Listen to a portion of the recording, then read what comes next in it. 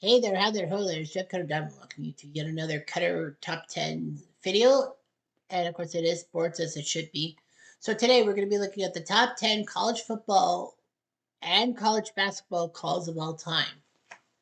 So, rocking the Arkansas jersey. I decided to kind of have both college football and college basketball in this one video because, I don't know how long I can did the narrative for either sport. So yeah, I ranked the top 10 college football and college basketball calls of all time and all that. All right, so we'll talk to college basketball first because I think it's the harder, the fastest of the two, I think. Anyway, number 10 is Al McGuire saying, "Holy mackerel, holy mackerel, holy cow, holy cow, holy cow." No, it was holy mackerel. 1992, Georgia Tech versus USC second round in Milwaukee. Georgia Tech needed a turnaround shot, and James Forrest flung a three-pointer from way outside the NCAA three-point line and snuck it in. And then that's when Al McGuire went, "Holy mackerel, holy mackerel." And, Georgia Tech had beaten USC with Harold Miner, known as Baby Jordan, and all that. So that was big. Number 9 is Tyus Edney's coast-to-coast shot for UCLA against Missouri. Edney with the drive, shoots, got it, yes! As Tim Ryan would say. Yeah, Tim Ryan describing that Tyus Edney play was just amazing. Gotta go through the basket. And that's what happened. Number 8 is Keith Smart's winning shot in 1987 NCAA final against Syracuse. Syracuse looked big. Indiana had, Bobby Knight and, Steve Alford as captain and all that. And they pulled it off. With a few seconds left, Keith Smart had the ball. As Brett Musburger said on the NCAA Cup, "Smart with a shot, and the Hoosiers have the lead. They didn't foul anyone. They didn't stop the clock." So yeah, Smart with the winning shot for Indiana, which was amazing and all that, giving the Hoosiers the 1987 NCAA championship. Number 7, Northern Iowa versus Kansas 2010. In the second round, Kansas, the 1 seed, was supposed to play the 9 seed, Northern Iowa, and pummel them in St. Louis and all that.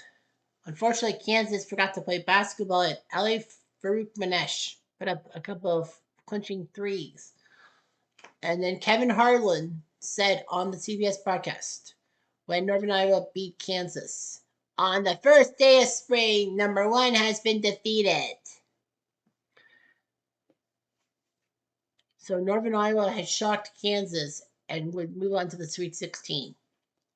Number 6 is got to be March Madness. Everyone says it's March Madness. It's March Madness. It's one of the biggest things. They always call it March Madness and all that. Although you could say that, Chris Jenkins' 2016 final for Villanova against North Carolina, he was all that. And then, of course, Jim Nance making the call and all that. Number 5 is Michael Jordan's key shot for North Carolina and then Georgetown 1982 NCAA championship. So anyway, the 1982 NCAA championship was in New Orleans. And Gary Bender and Al McGuire were making the call for NBC, for CBS. Well, CBS got the rights from NBC for the March Madness. Anyway, Harvey to Black. The time, 17 seconds. Michael Jordan hits a jumper, 14 seconds. They're not going to foul. No timeouts. But looking for Sleepy Floyd. "Oh, I passed it to the wrong man. It's over." As Gary Bender said that when Fred Brown passed this, tried to look for Sleepy Floyd, but then out of nowhere, James Worthy swiped the ball and clinched North Carolina the 1982 NCAA championship. Number 4 is Gus Johnson. You could say his call for UCLA versus Gonzaga in 2006, but I don't really know the call off the top of my head. Let's go back to 1999, Gonzaga, a small school from Seattle, Washington. came by and put on a clinic. And, they were playing Florida. And the runner, no, loose ball, and it goes in. 10 seconds. Shannon. They're going to go, Shannon, oh, they're going to this. Gonzaga, the slipper still fits. That's when Gus Johnson kind of got into the lexicon, and Gonzaga got in there everyone's lexicon. Number 3 is Vern Lundquist, 2006, George Mason versus Georgetown. I think it was Georgetown. No, it was UConn. Sorry. So anyway, it was the conference. It was the group finals, the Elite Eight between George Mason and UConn. George Mason were an 11 seed. We're happy to be there, but then they made a rally. They would have to take on the number 1 seed in the regional, UConn. UConn did tie the game late, and Bill Rafferty did say, "What can Brown do for you? Get to the bucket." And then when Georgetown, Denton Brown was trying to score for 3. Vern Lundquist said, "Denton Brown for 3. No! Bye, George! The dream is alive!" As the 11th seed George Mason Patriots were going to the Final Four, it was just amazing that they did it. Number 2 is Houston NC State in the 83 NCAA final. It was Gary. I think it was Gary Bender and Billy Packer. But anyway, so Houston took on NC State. It was an improbable final for NC State. They had to win the ACC title just to get, to get to the tournament. They would take on Faisal Jama with Olajuwon and co. And Houston. North Carolina State were playing for the last shot. Remember, there were no shot clocks, so they could take as much time as they wanted. Gary Bender for CBS said, "See the time. Wittenberg, long wave. Got it." And Billy Packer said, "They won it. On the dunk." And that was when Wittenberg had the shot, kind of a half shot, half pass. And then Lorenzo Charles was caught with nobody around him, and he dunked it in. And NC State had pulled off the win. And the Houston players just basically pounding on the floor in anger and all that. They had just blown it. And number 1 is the Christian Laettner shot for Duke versus Kentucky 92. One of the greatest Elite 8 / regional final games of all time. I know that UConn versus who did UConn play? UConn versus Duke was a fantastic finish too in 2026. But the fact of the matter is that, it was amazing. And the Christian Laettner, I think it was Vern Lundquist who made the call. Duke to Kentucky just taking the lead. Duke needed a shot. And Grant Hill, who knew how to baseball pass it, threw it. Here's the pass by Hill. Laettner takes a shot. Good. Christian Laettner, as Lundquist said. Here's the pass to Laettner. Shot good. But the Duke radio people just went bonkers with that shot. And you could hear it. I think they do a better call than me. So anyway, that's basketball. Now let's look at football. The top 10 plays. Calls. Number 10 is Larry Munson when Auburn took down Georgia in 2013. Auburn had played Georgia in the middle of the season and all that. CBS had the call, and then, Vern Lundquist, who did the SEC on CBS for so many years, practically was there, and then called Auburn with the one receiver getting the ball off the Georgia defender and scoring, and Auburn shocked number 7 Georgia. Don't worry, that this wasn't the end of 2013. Number 9 is Holy Buckeye from Brent Musburger, 2002, Ohio State, Purdue. I thought this was from the 90s, but no, it wasn't. In 2002, the Ohio State Buckeyes were the national champs. They won the 02 season. They won the national championship against Miami in that controversial play. But Ohio State could have easily faltered against Purdue, and Brent Musburger, who did a lot of games for ABC for college football, said that when Krenzel decided to go for a pass on fourth down to, I can't remember who the guy's name was. It wouldn't be Claret. But anyway, touchdown. And Musburger then said, "Holy Buckeye," because Ohio State had just won the game, seemingly. Number 8 is my favorite high-pitched, voice-cracking sports commentator of all time, Sean McDonough. Everyone knows about Sean McDonough. He's done baseball, he's done basketball, he's done football, he's even done hockey and all that. And everyone knows about his high-pitched voice and his massive voice cracks. This was one major example. 2015, Michigan took on Michigan State in a rivalry game in Michigan on ABC. And then, of course, Michigan was trying to punt. Oh, they have the punt. The punt is blocked, and it's ball 3. And it's Jalen Watts Jackson who's trying to score. And he scored. So, Jalen Watts Jackson. Touchdown. Michigan State. Oh, Watts Jackson. Ah, I forgot. Ball 3. Jackson. He scores on the last play of the game as his voice would crack. What a... Yeah, massive voice crack for Michigan State. All right, number 7 is 1994 Colorado, Michigan. So we're at the University of Michigan for this big matchup between Colorado and Michigan on ABC with the legendary Keith Jackson on the call. And Cordell Stewart was trying to do something. Third down. Stewart has time. Rosa has the field. It's into the end zone. Tipped. Caught. Touchdown. Caught by Westbrook for a touchdown. Incredible. As Keith Jackson called that one. The presence of mind of Cordell Stewart to throw a close to 70-yard Hail Mary. Like the ball went for 70 yards in the air, and then there was a tip play. Colorado purposely tipped it so that Westbrook could catch the ball, and Colorado beat Michigan. Number 6 is Doug Flutie, 1984. There were a couple of great calls in this Boston College-Miami game.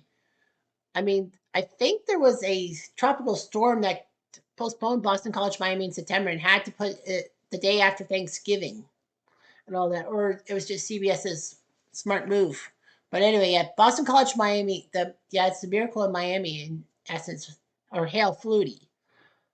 Boston College was no slouches. They were top 20 in the national rankings, and Miami had just come off a couple weeks earlier of being embarrassed after taking a 31-0 lead over Maryland. They lost the game 42-40. Anyhow, Flutie flushed. Well, as Brent Musburger on CBS says, Flutie flushed. Throws it down the field. Caught. Touchdown. Phelan in the end zone. Got the ball. Touchdown. Boston College.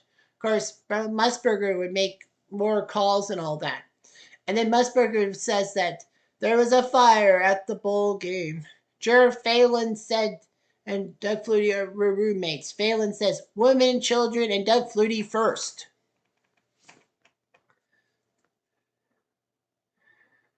But the Boston College radio guys, I can't remember who they were. They were really big. He did it. Flutie did it. Touchdown, Boston College. It was just amazing. All right, number 5 is Larry Munson for Georgia against Florida. Georgia and Florida meet in this game called the world's largest cocktail party. It's in Jacksonville because it's kind of in between the campuses of Georgia, which is Athens, Georgia, and Florida, which is Gainesville. So they would meet in Jacksonville's Gator Bowl Stadium and play the game. Florida was trying to beat up on Georgia and ruin Georgia's chances to be a national champion. However, Buck Bellew, the Georgia quarterback, threw a seemingly innocent pass to Lindsey Scott. And Lindsey Scott somehow got past a few defenders, and Munson's, run, Lindsey, run, Lindsey. 25, 20, 15, 10, 5, touchdown. Bulldogs, touchdown, Georgia, touchdown, Georgia. Yeah, his Run Lindsay Run moment was just amazing and all that. Number 4 is Joe Starkey, 1982 Stanford Cal. Joe Starkey is remembered for being Cal's play-by-play radio announcer for many years. And he also took over the job as a San Francisco 49ers play-by-play duties from, can't remember who the guy was, Lon McDonald or something? Lon McDaniel? But anyway, yeah, he took over in the late 80s for the Niners radio calls and all that. And he was pretty good at that. But yeah, Joe Starkey called the game for Cal versus Stanford. It was a wild game. Stanford needed to win to keep their bowl hopes alive and go to the Hall of Fame Bowl. Cal was just playing out the string.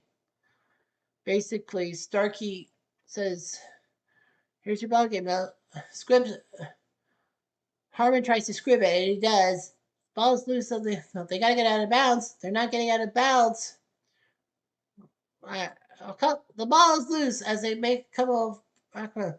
It's up 30. It's up to the 20. Oh, the man is out of the field. He's going to go to the end zone. He's scored a touchdown. Will it count? The band was out of the field. That's a Stanford band. We don't know what happened. And the Bears have won. The Bears have won. Oh my God. What a little shocking. Stupendous ways to end the game. Cal's won the game. Oh, yeah. That's Stanford. Yeah, I can't remember it fully. But anyway, it doesn't matter. Number 3 is Rod Brimblett on the Auburn radio call 2013 Iron Bowl. Not an actual bowl game, but kind of the Iron Bowl called the Battle of Alabama. Auburn and the Alabama Crimson Tide. Alabama went into this game number 1. Auburn, I believe, was number 4. So it was a close game. It was tied, and then Auburn went for a 57-yard. No, sorry, Bama went for a 57-yard field goal. Even if the guy missed, as long as nothing else happened, Bama was going to go to overtime with Auburn. But anyway, Rod Brimblett, the Auburn radio guy, went nuts when Chris Davis was in the end zone. He made the play, and then he decides to take it out of the end zone down the left field, down the left side, and they're not going to get a touchdown, Auburn. He made a massive radio call. It's even worse because 9 years later in 2022, he died in a car accident. And, he was a great radio call guy for Auburn. Number 2 is Appalachian State in 2007, college football calls. This was a rarity. You rarely had a football conference have kind of what they call a regional channel. Although the Big 12 network was around for a while, and then the Pac-10 had a network, the SEC had the network. However, the Big 10 network would actually produce. It would be kind of a Fox thing too. So the Big 10 network would be showing some games regionally, of course, by the college sites. And the big one was Appalachian State, the 2-time defending IAA, or as they call it now, FCS champions, going into Michigan to face the number 5 Michigan Wolverines. You would think that one of the major networks, ABC, NBC, ESPN, CBS, or Fox, would show the game. But no, it was on the Big 10 network. They didn't think that App State deserved a prime time, like a noon hour game on one of the major networks. Not even an ABC regional call. But no, it was the Big 10 network. And they recently deposed Tom Brenneman. Everyone knows about Tom Brenneman and how he got booted off Cincinnati Reds stuff and NFL stuff for Fox because of his comments, but he's back on the CW now. Anyway, so Tom Brenneman was the man on the call. Michigan was down 32-31 and all that. Although you could also say Tom Brenneman for Fox in 2007 Orange Bowl. He made a famous call for Fox. Boise State for the win. They handed off to Johnson. Boise State has just won the Tostitos Fiesta Bowl. Can you believe it? Anyway, yeah. But yeah. Tom Brenneman made the call. But Appalachian kick. And it is blocked. Appalachian State is going to pull off one of the greatest upsets in college football. Appalachian State has just shocked the college football world Can you believe what we just saw? It was like unbelievable. App State had just beaten Michigan 34-32 to win the football game. And Michigan really faltered after that. And number one is Keith Jackson's famous call, Texas USC 2006 Rose Bowl. Keith Jackson actually was retired in a sense, but ABC managed to finagle him back onto the Rose Bowl scene because it was the de facto national championship game between Texas and USC. Both teams undefeated. Lots of people said USC's 30-plus game winning streak was going to be there and Texas would be screwed. But Texas screwed them over, and in a fourth quarter play, Keith Jackson said that 4th and 5, the national championship is on the line right here. Who's running to the corner? Who's got it? That would be the Vince Young touch. Vince Young scores for Texas. It was an amazing call for Texas and for fans everywhere. Like the legendary Keith Jackson, his last college football broadcast was the famous call, the 4th and 5 play for Vince Young. And we all should be grateful that Keith Jackson made college football alive. Whoa, Nelly. I'm Jeff Diamond. Adieu.